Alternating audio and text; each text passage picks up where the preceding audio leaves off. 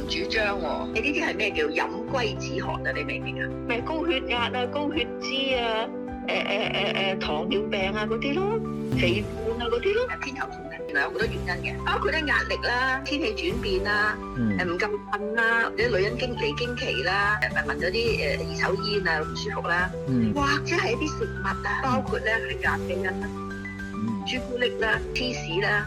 同埋咧嗰啲好鹽分嘅嘢啦，味精嗰啲啊，味粉嗰啲，有好多款嘅特效藥，我唔係講一隻。經典嘅藥咧就係舒緩嗰個病徵，個病因咧就係頭先我同你講嗰啲，我哋會唔會有啲嘅呢啲嘢咧？我哋可唔可以矯正啲嘢咧？就令到我哋咧唔需要食咁多藥咧？呢啲係壞習慣，你要改咗佢哋就唔會有偏頭痛啦。